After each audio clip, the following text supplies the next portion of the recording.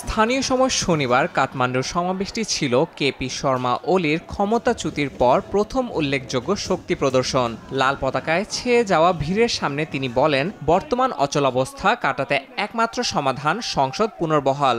তিনি অভিযোগ করেন, জনগণের ইচ্ছা উপেক্ষা করে রাষ্ট্র চলছে, আর প্রেসিডেন্টের সিদ্ধান্ত দেশকে আরও অনিশ্চয়তার দিকে ঠেলে দিচ্ছে।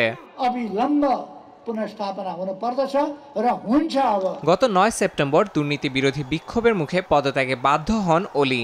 জেনজিরা কারফিউ উপেক্ষা করে রাস্তায় নামলে প্রথম দিনের সংঘর্ষে বেশ কয়েকজন নিহত হন। পুলিশের সঙ্গে ধস্তাধস্তি, টিয়ার শেল ও রাবার বুলেট নিক্ষেপ সব মিলিয়ে কয়েক ঘন্টার মধ্যে পরিস্থিতি নিয়ন্ত্রণের বাইরে চলে যায়। বিক্ষোভের মূলে ছিল সামাজিক যোগাযোগ মাধ্যমে নিষেধাজ্ঞা। সংসদ ভবনের সামনে জড়ো হওয়া বিক্ষোভকারীদের ছত্রভঙ্গ করতে বল প্রয়োগের পরই সরকার নিষেধাজ্ঞা তুলে নেয়। তরুণদের অভিযোগ, রাজনীতিক ও তাদের পরিবার বিলাসী জীবনে মত্ত, আর কর্মসংস্থানের অভাবে প্রতিদিন হাজারো তরুণ বিদেশে পাড়ি দিচ্ছেন। এই বৈপরীত্য থেকেই আন্দোলন আরও বিস্তৃত হয়।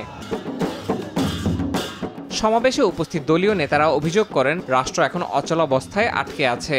ওলিও তার ভাষণে তরুণদের জাগরণকে সমর্থন জানিয়ে বলেন, তরুণদের দাবির প্রতি শ্রদ্ধা দেখাতে হবে। তার দাবি, রাজনৈতিক স্থিতি ফেরাতে এবং জনগণের আস্থা পুনর্গঠনে সাংবিধানিক কাঠামো পুনরায় চালু করা ছাড়া আর কোনো পথ নেই।